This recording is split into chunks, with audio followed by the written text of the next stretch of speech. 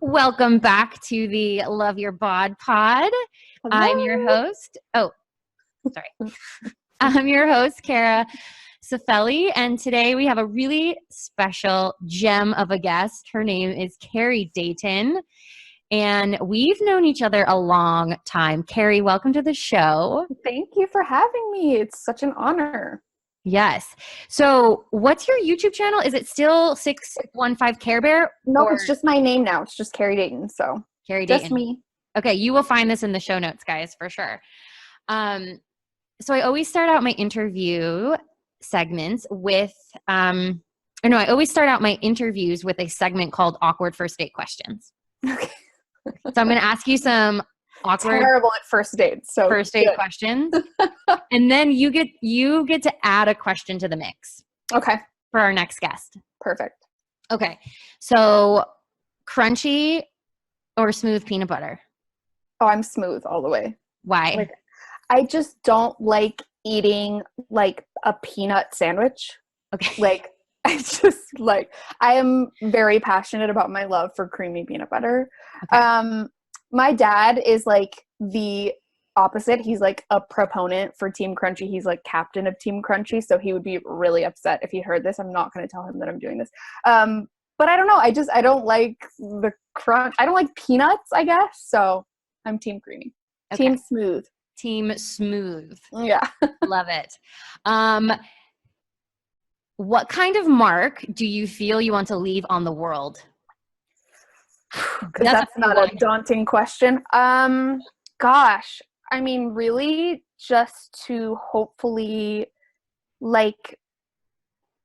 hopefully that I had some depth and that it wasn't just kind of like I coasted through my time on Earth, and that I made people feel like happy and entertained, and maybe made them feel something, maybe made them feel understood, like through sharing my journey. Hopefully people will remember me for having like truly been rich in life, not like money, but like through experience and travel, all that kind of stuff. I mean, I could probably write a book, but yeah, I think I just would really want to be remembered and like have my legacy be like just truly and totally and completely being myself.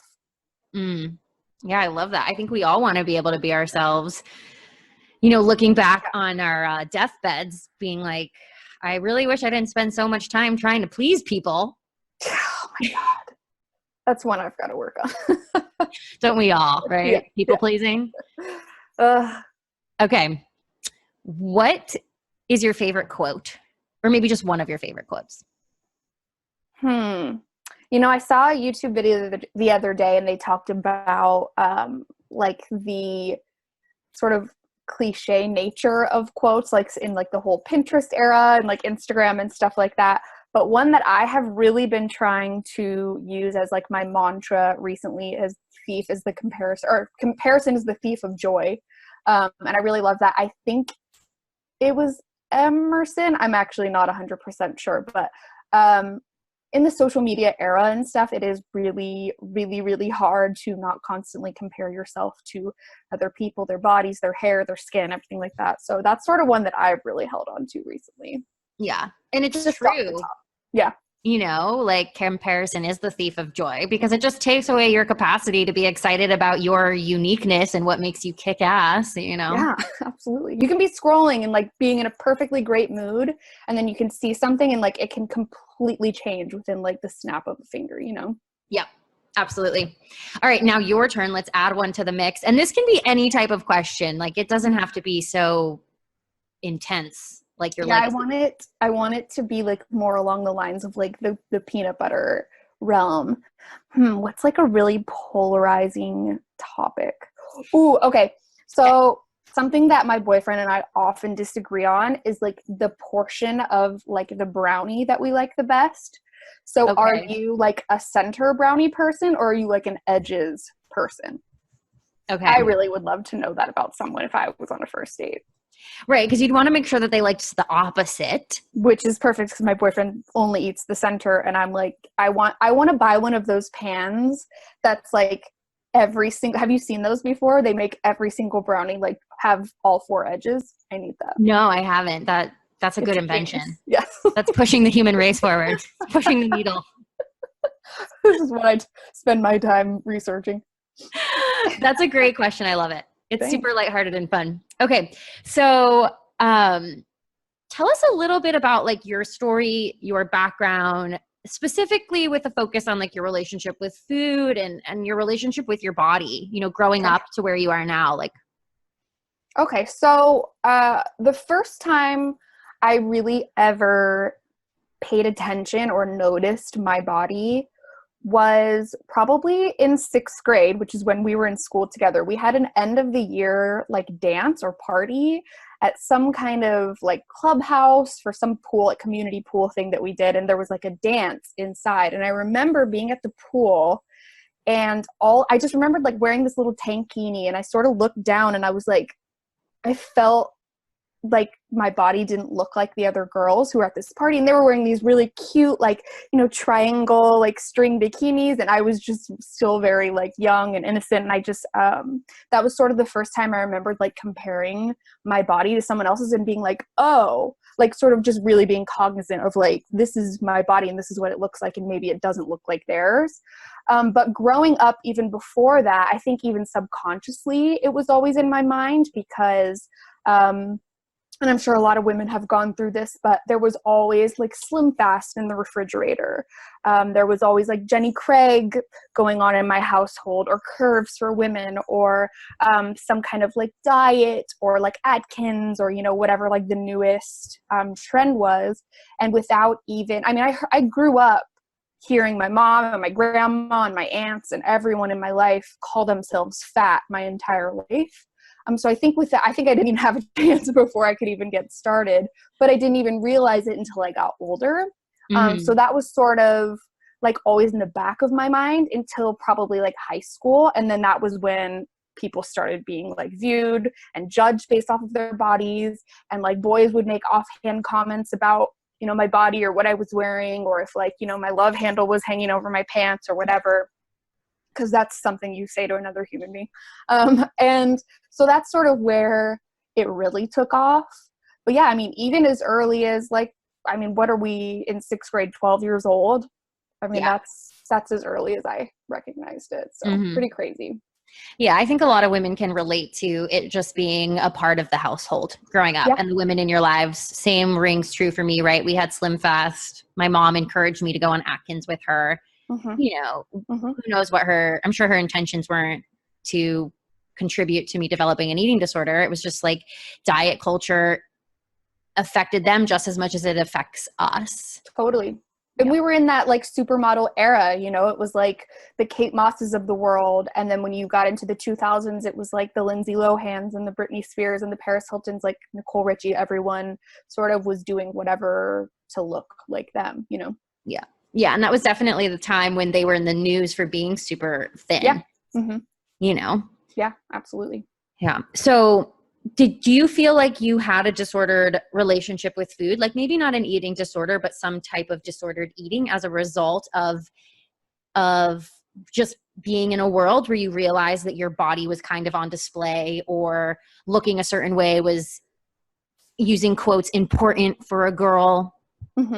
Yeah, I definitely think like subconsciously I didn't realize how my relationship with food was until I got a bit older. I do remember in high school, this was sort of the first time I realized like, okay, this isn't healthy. I remember like getting my first serious boyfriend, like talking like serious boyfriend. We were hanging out all the time, and I sort of was, again, comparing myself to like other women I went to high school with. I've always just been like a certain body type, kind of like right down the middle, not super thin, not plus size, but just kind of, and it was always like, yeah, I was just always comparing myself to other girls in high school. And so I remember, I think this was like my senior year, I was like, I need to lose 10 pounds, like quick. Like, how do I do it? What's the best way? And I think I researched online, or I saw something, and I saw that someone said that Beyonce was doing something called the Master Cleanse. And all you do is, you know, you drink this like lemon, cayenne, maple syrup, water mixture for like 5 days or something like that. And so I thought, oh, that's perfect. I'll do that. And I just won't eat for 5 days. And I would carry around this gigantic water bottle at school, and I wouldn't eat at lunch. And I felt terrible, obviously, because I was literally starving myself. And I didn't even really realize until later in life, like just how messed up that was, and how it was just presented as so normal. And no one in my life was like, hey, you know, maybe you shouldn't do that. Like, maybe you should eat a snack, like in between, you know. No one, everyone was just kind of like, oh yeah, I know someone who did that, or yeah, I've tried it, or whatever. I didn't last on the cleanse. Obviously I was starving, and it did nothing except make me, you know, upset with myself and feel like I failed, which you talk about a lot as well. So yeah, I mean, that was sort of the first time that I really, looking back, realized like, oh yeah, that was very, that's a disordered relationship with food. Yeah. You sometimes think like, oh, I don't have an eating disorder, so like, I don't necessarily think that I have a disordered relationship with food, but there are so many ways of doing that, you know? Yeah. It's a spectrum. Yeah. And, you know, I talk a lot about on the podcast how there is absolutely an argument for the nutritional middle ground, and there is a time and a place when therapeutic ways of eating are appropriate. But unfortunately, we've normalized it to the extent that we don't see disordered eating for what it really is. Yeah. And so many people will be like, I'm on a juice cleanse in the name of health, but really what they're doing is they're harming their body by putting themselves in a starvation state. Your liver does a great job. Like, you don't really need to go on a juice cleanse, you know, unless you're doing this with the supervision of a well-trained medical professional. But we've normalized disordered eating, right? So when you were telling people that you were not eating and just drinking lemon water with cayenne, you didn't get these responses of like, oh my God, why are you starving yourself? People are like, oh yeah, I've done that. Or, oh yeah, I know someone. So like, we've made it normal to have a disordered relationship with food and pursue weight loss. Absolutely. Yeah. Still to this day, I mean, it's always changing too. It's never, you know, one thing. It's not just the master cleanse. Now it's like these juice cleanses or, you know, whatever. It's always prevalent. It's just in a different like hat, you know? Well, the diet industry needs to continue to make money. So they're always coming out with a new thing. Like right now, keto's the rage, but give it a few months, there'll be something else. Totally. We're going to need to sell more books and like more food things, you know, like just so true. It's just a matter of time, right? Like when we grew up, it was the Master Cleanse and Jenny Craig and Slim Fast. And it's just ever evolving and ever changing because they're an industry for profit. Mm-hmm. Absolutely. So you have an awesome YouTube channel. You're hilarious. Wow, you have a wide range of topics that you talk about. But recently, you started to shift into becoming a body positive YouTuber and a body positive voice, helping women accept themselves. And you've shared a lot about your journey to accepting yourself. But you didn't always come from that angle. So can you tell us a little bit about like what you used to talk about, and then what sort of had you shift your perspective and realize that you wanted to actually use your platform to talk about something else? Sure. Okay, so I started YouTube in, I believe, the spring of 2013, so 5 years ago, and YouTube was completely different back then. That was sort of just at the very beginning of when people were able to like make money on YouTube, so it was a lot more like innocent and pure, and it was all about sort of like the beauty community was like totally different than it is now, and that's what I started doing. I would do these like makeup reviews, like drugstore mascaras and stuff like that. And it was totally different when I started. And then it sort of started to evolve. And I've had like a couple like pivot moments, I guess, throughout my YouTube career. And then it sort of shifted into like personality-based content. And I would tell stories about my life, like, because everyone is entertained by a story of like, I confronted my cheating ex with the other woman that he was cheating on me with. You know, it's like, that was something that I felt was like really entertaining and fun. And that's sort of where I was at in my life, was this kind of like lighthearted, fun, funny thing, which I still am and I still love, but it sort of shifted. And I know we've talked about like, we're both sort of at the beginning of this body positive journey. I started gaining weight, to be perfectly honest. I think just because of my age, my metabolism slowing down, you know, all these different reasons, which doesn't matter. But I think it sort of forced me to look inward at like my own internalized like phobia of gaining weight, and really trying to work hard at like accepting my body. And I feel like the best way to do that is to just like do it. Just go out there, like let it all hang out, be yourself. And so I started getting really interested in thrifting, and I started researching videos on YouTube of girls that would go thrifting. And oftentimes I would find, 9 times out of 10, it would be these very, very, very tiny girls. And I loved watching it, but I didn't really feel like I could relate, or I didn't really feel like I was represented. And so I was like, well, why don't I try it? Just literally on a whim. And then I decided to call it like a mid-size thrifting haul. Just because I was like, what is this even called? Like, I don't want to say the word normal, because then that indicates that another body type is abnormal. I don't want to do that. I don't really want to say average, because that can be like used as a derogatory term. So I'm like, how do I classify myself as, like I said before at the beginning, not super thin, but not necessarily plus size either, but just like, here's my body. It doesn't really matter. So I decided to just coin this term like mid-size or whatever. I think maybe a subscriber came up with it. I'm not sure, but, and then it just sort of took off. I realized that there was this demographic of like these sort of, you walk into Forever 21 and maybe like a size large is too small for you, but then you go into the plus size section and those clothes are too big. So it's kind of this like in between, like middle ground, middle earth area. And then when I started getting comments from people being like, you have no idea how much this means. Like, I've, left so many dressing rooms in tears before because of like the unflattering lighting, or how I feel like I'm never going to look the way I pictured in my head, or like the girls in the magazines or whatever. And it's just, I realized how important it is to like have that representation. And so I just kind of continued doing it. And then I sort of tied it into, I'm sure we'll talk about like my sort of big sister advice kind of content. And from then on, it just sort of started, I got an idea. I was like, what if I go try on like a bunch of different sizes and like film myself? Like, hopefully people will think it's funny. And then that sort of just took off, and now here we are. And now it's like one of my biggest passions. It's crazy. Mm-hmm, mm-hmm. So you had this moment in your life where your body started to change, and Yep. you were like, okay, well, I got a choice here. I can fight against these changes, or I can work on accepting myself, embrace the body that I have, embrace the fact that a changing body is a natural part of life. Yes, exactly. And I was so tired of dieting and so tired of beating myself up for gaining 5 pounds. And I was so tired of holding on to my skinny clothes, quote unquote, because I was, waiting for them to fit me again. I was going to keep my shorts from last summer because I'm going to fit into those again, and I was just so exhausted that I was like, what if I tried something else? Like, what if I tried just accepting and loving my body and celebrating it instead, Mm-hmm. And just trying to find clothes that fit your here and now body. Yeah, exactly.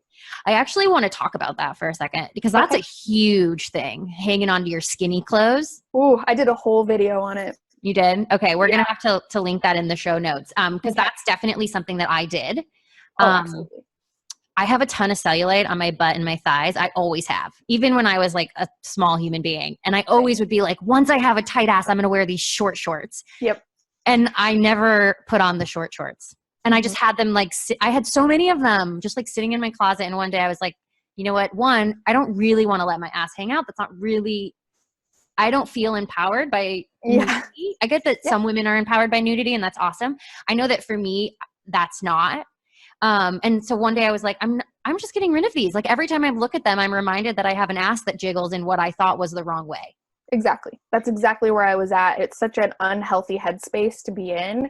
And those clothes don't bring you joy in any way. They don't make you feel good about yourself in any way. In fact, there is almost like a punishment in a way, if you really think about it, for not looking exactly like your body when you were 21. Like, that's just ridiculous.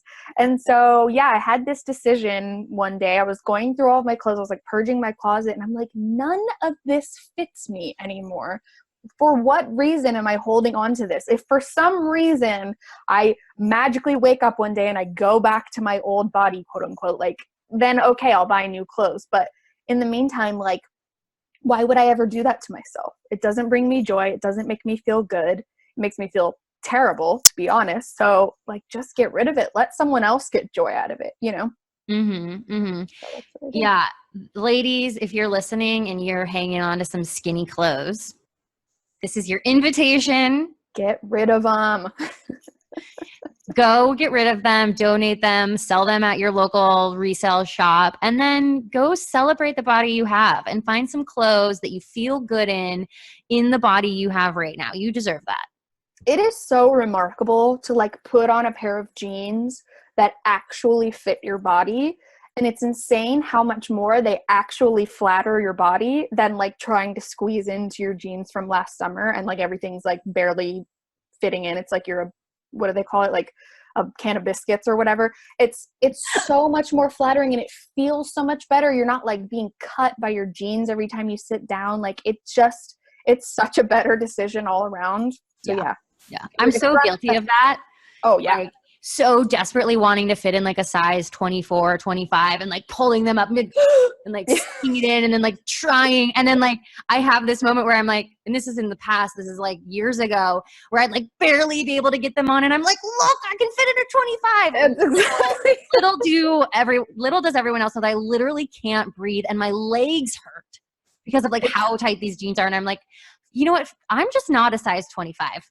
Yeah. And I'm definitely not now. This was obviously like years ago in my early 20s. But yeah, I wanted to feel a certain way. And I thought that fitting into a smaller size was going to make me feel that way. Yeah. I remember doing that in high school. There was a girlfriend of mine. Her jeans were a size 4 and I was probably an 8. And I desperately was like, oh, I want to be a size 4. I bet I could fit into these. I'm a size 4.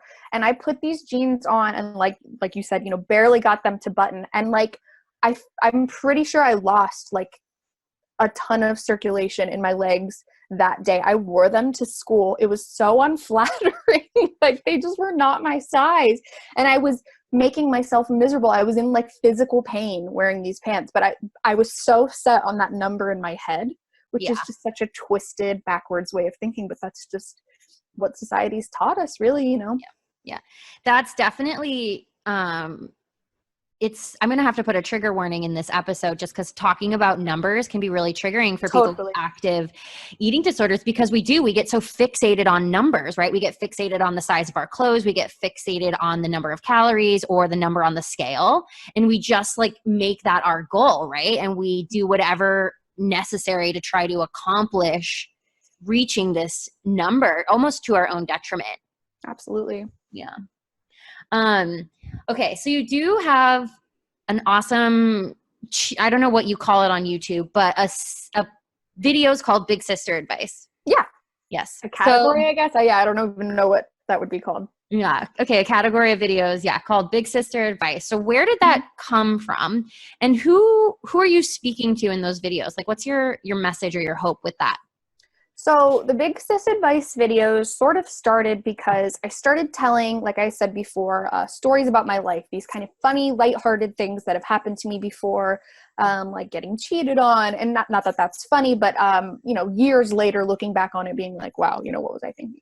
Sort of that along that line. And then I started sort of feeling like I wasn't necessarily fulfilled by these stories I was telling. They were fun and silly, and they could, you know, distract you from your life for 10 minutes of your day. But I started feeling like, okay, maybe I should talk about like some real stuff that I've been through because I did experience, you know, abuse during my childhood, and just like a lot of really crazy things happened that I feel like people don't talk about a lot online, and I felt like could maybe help someone. So I started sharing personal stories, but in a more like, hey, don't be like me. Don't make the mistakes I made. Or like, if you've gone through this too, it's okay. Or just hopefully, you know, sharing my story in hopes of empowering someone else to maybe share theirs. I did a Me Too video when that whole Me Too movement was going on last year.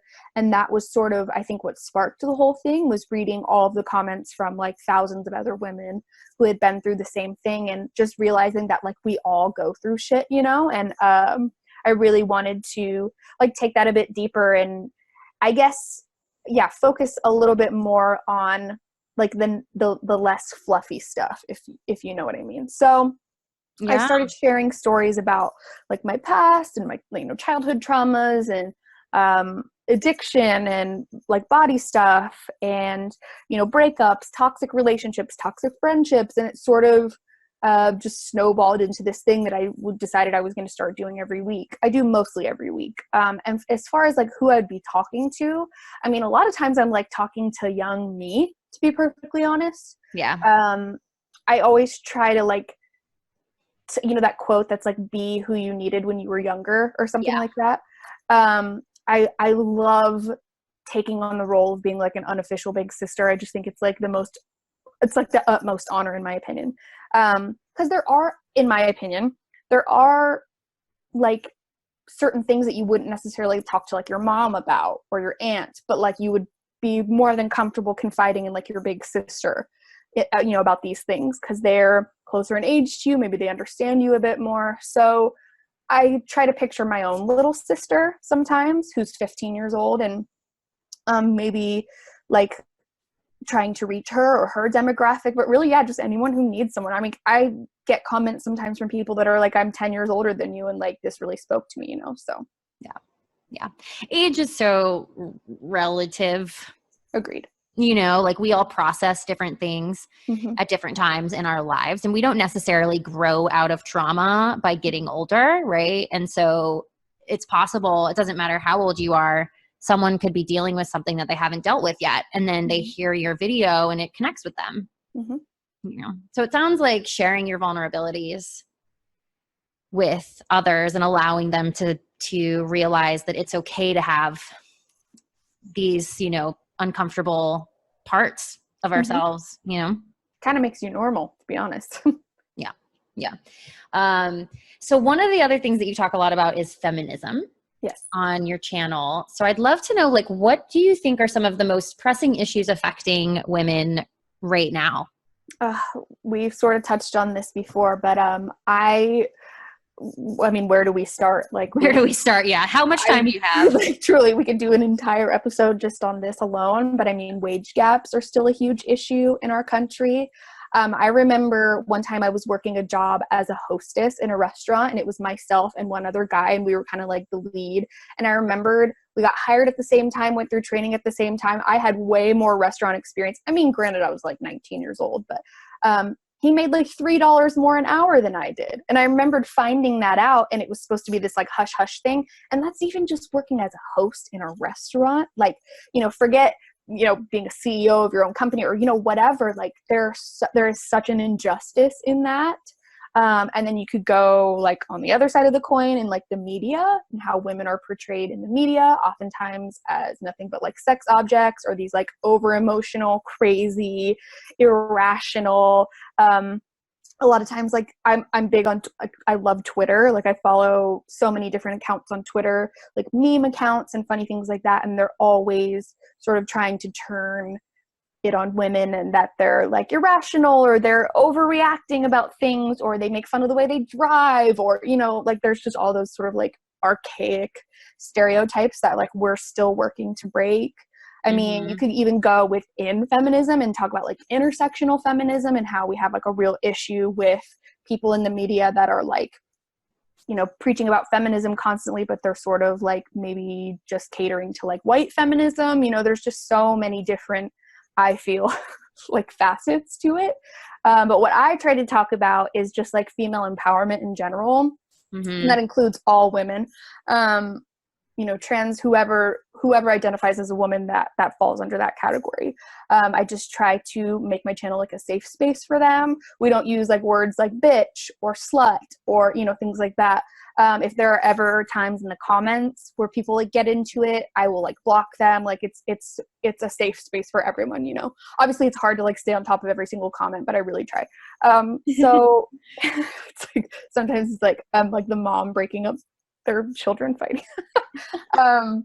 But I really try to, because I feel like if you're too brash about it or if you're too like in people's face, it can be like sort of hard to swallow. So I try to, in a really gentle way, but a very stern way, like introduce principles of feminism that maybe you don't even realize are feminist. Like if I'll tell a story time about a date that I went on and a guy like did something inappropriate or acted a certain way, sort of like bringing the attention to like, this was not like I had nothing to do with this. This was him and like his sort of being like another product of the patriarchy, you know, that kind of stuff. I don't hate men, for the record. I know that can be like misinterpreted a lot, and I've had a lot of people actually make comments in the past like, why do you want this to be your legacy, like crap talking your exes like that and all this stuff, and it's like that literally has nothing to do with it. Also, why am I at fault for being cheated on? Like, what did I do in this situation? Why am I the wrong person for sharing about the injustice and the mistreatment that I've experienced? This, again, it ties into like, you know, shaming women or blaming them for like sexual abuse or women, like it's contributing to part of the problem by when women speak out, they're somehow doing something wrong. And it's not that we hate men. No, that's not what being a feminist means. No. But you're contributing to part of the problem that you're hoping to change by making women wrong for speaking out about the way that they've been treated and saying, I was taken advantage of or mistreated this way. It made me feel this way. Yeah. And hopefully, because I mean, unfortunately, a lot of women go through very, very similar situations. I mean, when the Me Too movement came out, that's why it was so powerful, was because like Tarana Burke, she made this statement and she made it just these two little words that you would say, and your timeline was just flooded with pretty much every woman you knew just saying the same thing. And so it is so common that it's important to speak out about these things, because I can't remember who it was, but someone said, like, you know, when you share your story, it unlocks another woman's story, you know? And it empowers them and everything like that. So yeah, it is. It's so crazy how it can get, and women all the time, it gets like flipped on our head, and suddenly it's like, well, what did you do wrong? Or maybe you were leading him on, or maybe you were wearing this, or you were doing this, you know? So yeah, exactly. I'm reading The Beauty Myth right now, and she talks a lot about how women are, you know, portrayed in culture and in stories and how they're treated in the workplace. And there are countless cases of sexual harassment where they get thrown out because they're like, oh, well, the woman was dressed provocatively, so she must have wanted to be harassed. And it's like, that is such a bullshit argument. Absolutely. That we would be asking to be taken advantage of because we're trying to dress feminine and dress appropriately for the workplace. And men just think that our bodies are objects and that our bodies are there for them to look at or to please them. And so you blame the victim. It's outrageous. Or for women that are very sexual in nature, it's like, well, maybe you were just, you know, giving off it's not a thing. That's just not how it works. So yeah, it's important to talk about. It really is. Yeah, absolutely. It's the same thing with your big sister advice, right? So when you share about having this unfortunate thing happen to you, like being cheated on, and then you give that other woman permission to talk about being cheated on and what it felt like, and that like it's nothing to be ashamed of. It's not your fault. It's just something that happened, and yeah, let's deal with it. It's crazy. And I mean, you could even argue that like I started telling those stories for selfish reasons. Like I just sort of was like, well, maybe I'll just share my story, like get it off my chest, you know, speak my truth. But then it sort of turned into this other thing where I was like speaking, because I have, you know, a slightly elevated platform, like speaking for other women who have been through like the exact same thing, if not worse, you know, all of these topics, addiction, toxic relationships, friendships, you know, breakups, periods, like everything, like everyone goes through that. So it's just so important. Like I said, you know, it's so important to talk about. So I have to keep talking about it. All right. One last major topic to chitty chat about, and that is your love of LA. Oh yeah. So Carrie is currently living in Arizona, which I lived there for 14 years, but I'm in LA now. So I understand why she loves LA. But if you follow her Instagram, she posts more pictures of Los Angeles than I do. One of my cousins the other day said, I hope you're loving life out in LA. And I was like, oh no, I don't live there yet. I just visit a lot. So just tell me, I love LA too. And there are lots of LA haters in my friend group, in my family. And I understand that they don't like LA. I got that LA is not for everybody. I am the type of person who would like never want to live in New York City, but some people love New York City. Yeah. I would just love to chat for a minute here about our shared love of LA. So what do you love about it? Okay, so I first went to LA, like actual Los Angeles, not just like, you know, Disneyland, Orange County, whatever. In 2015, I went to visit a YouTube friend and I stayed with her and we went to like this YouTube event. I actually saw you that weekend too. At that, what event was that we were at? It was called BeautyCon, which has become like a huge thing now, by the way. I think that was the first year. And that was kind of like a shit show and a mess in and of itself. And that was like one of my side hustles. I was working at that event. You were working a booth for Bunny. What? You were working a photo booth for Bunny. Was that what I was doing? Yeah, her name's Bunny, and she did like a series with Shane Dawson, and like, Okay. Yeah. So I had lots of side hustles back in the day trying to pay my bills in LA. Mm-hmm. So I was Which is a common thing. It's a common thing. Yeah. It's an expensive place to live. I was working a photo booth for Bunny, who's a well-known YouTuber. Yes. And now she's like even bigger. I mean, she's literally like queen of YouTube. I love her so much. And and then that was the first time I came and I sort of I was mean to you that trip, huh? You weren't mean. I think I got mad at you for something. I was supposed to go to Disneyland with my cousin, and his plans changed. No, I'm sorry. We were supposed to go to Disneyland. Were we? Yes, we were supposed to go to Disneyland. I was supposed to get dinner with my cousin the night before we went to Disneyland. The night before happened, and he was like, hey, I can't make dinner. Like, can we do tomorrow night? And I, being a dumbass who had never been to Disneyland before, I thought you go to Disneyland for like 2 hours. Like, I was just like, sure, okay, like, I'll tell my friends. So I was just like, hey, we can only be at Disneyland for 2 hours. And you were just like, no. And I was like, why? Like, I just didn't understand. And like, not mean, you were just very direct. And I was like, I remember being on the phone and being like, oh shit, I'm in trouble. And you know what? It probably wasn't even that you did anything wrong. It's that I am such a Disneyland fan. And so when I was like, wait, 2 hours. Yeah. It might have been like a little longer, but either way, it was a very shortened thing. And you were like, I don't know how to explain this to you, but like, that's not how you do Disneyland. Like, it's an all day thing. And I was just like, oh, like, I just didn't get it. So we never ended up going, but we did end up getting to see each other that trip. And we had a lot of fun. Like, we just hung out that one night, but like, it was great. I really enjoyed it. So yeah, that was like sort of my first experience. And I felt, like I liked it and I was like, I could live here. I really loved your apartment. You had this like adorable studio apartment. I think you lived in like Brentwood at the time or something. Yeah, I lived in Brentwood, yeah. Yeah. And I sort of like got my first little taste and I thought it was great. And then I came back, I think again the next year. And then I just sort of like kept coming. And every time I visited, and especially like after I moved to Arizona, because it's only like a 5.5 hour drive, whatever, I just started realizing like, I had been talking about like, oh, I would love to live in LA someday, but I just never really like took the steps to get there. I'd be like, well, the rent's way too expensive. I could never. And then it just sort of started changing. Like the more I started visiting, the more I would like get familiar with my footing and where I was and neighborhoods and like restaurants. And there's just so many like options for like plant-based food and stuff. And I just really fell in love with it like over time. And so hopefully like this time in January, like mid-January is when I hope to like actually be living there. As you know, being my friend, I've only been talking about it for 4 years. So long. Like literally, you're like, have you moved to LA yet? I'm like, no, I'll get there.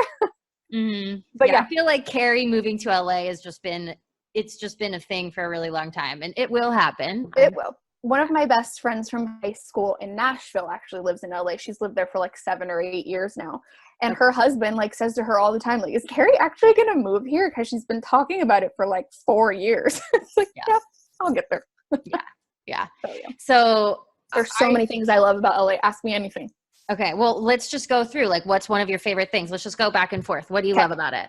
I love the weather. I love like the fact that, you know, being an Arizona girl or an Arizona native, that like summers are miserable. They're miserable. And in LA, it's hot. Like, don't get me wrong, it's hot. There's less like central air and apartments and stuff like that, but it's cold at night. And that is not what happens in the desert. You remember those times, like growing up in Arizona, going outside first thing in the morning and it's 100 and it's not even 9 a.m. Like, that's miserable. So yeah, love the weather. I love that there's a little bit more consistency. Like when it's fall, it actually feels like fall. It's not just 90 instead of 110. Okay. I love the restaurant scene, like I said. I love the hustle and bustle. I know that LA is a lot more chill than like somewhere like New York. But I love that like everyone's got their own little like hustle and their own goal, and they're like out there hiking and they're working out and they're drinking their green juice, and like I feel like the quality of life is so great in LA. I mean, depending on which side of the coin you look at. Yeah. But I feel like people who know how to hustle really hard and know what they want and their goals, and they're willing to like literally do whatever it takes to pay the bills, like can live such a happy, fulfilling life out there. Like that city will provide for you, like whatever you need. If you're into like Ethiopian food, or if you're into like, you know, Japanese culture, like anything you want to achieve or do, like LA will provide for you. You know what I mean? Yeah. It's so diverse. I love that. Growing up in like predominantly, you know, upper middle class white areas, like it's important to me to live in an area where there's more diversity and stuff. So yeah, I mean, I just love so many things about it. I have a lot of friends there too. Yeah. Mm-hmm. Say that one more time and I'll edit myself out. Oh, sorry. And I have a lot of friends there too. I have you, who's been my friend since literally 6th grade. I have like 2 of my best friends from high school in Nashville. And it's, I think, really important to have that sort of like home base wherever you move, because you can feel pretty like lonely and isolated otherwise. So I'm just very excited about it. Yes. Yeah, I actually joke with Carrie all the time that she has more friends in LA than I do.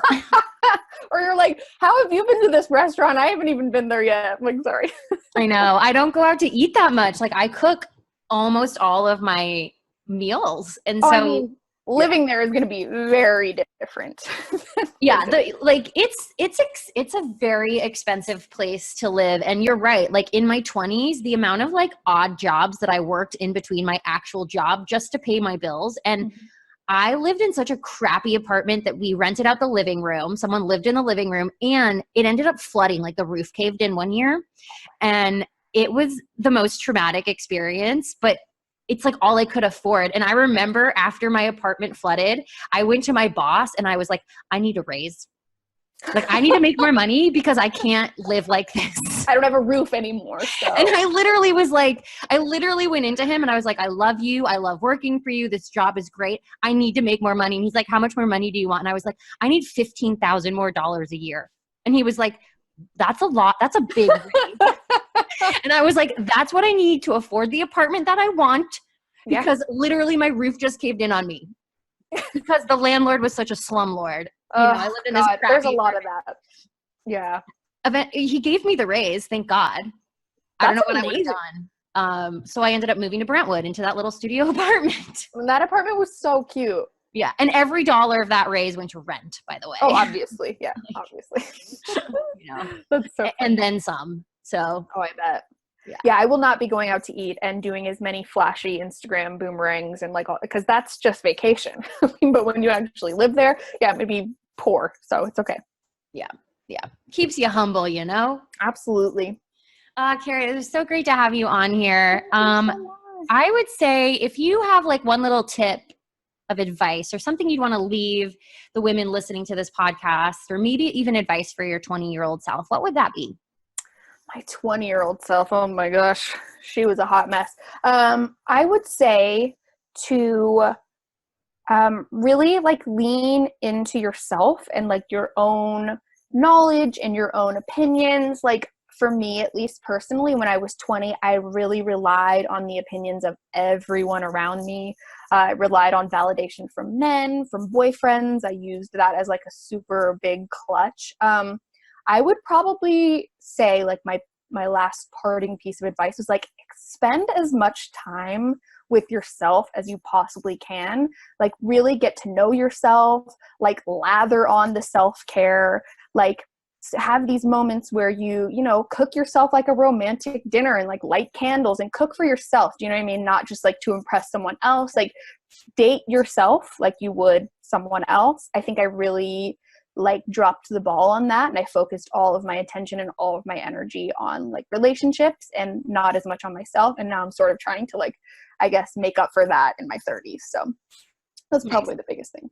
Yeah. So get to know yourself, trust yourself more, and Yes. maybe not seek validation from others as much. Yeah. Try to find it within. Love that. Thank you so much for being here. Thank you, Kara. It was so fun to chat. So where can everyone find you? So on YouTube, it's just my name. It's just youtube.com/Carrie Dayton. And then all of my social media is just my name, my last name, and then my first name. So just Dayton Carrie on Twitter, Instagram, Snapchat, all that stuff. All right. Be sure to go follow and check her out. She will definitely make you LOL and probably make you think as well. You have a lot of really great content. So thank you for being here. Much. Thank you, Kara.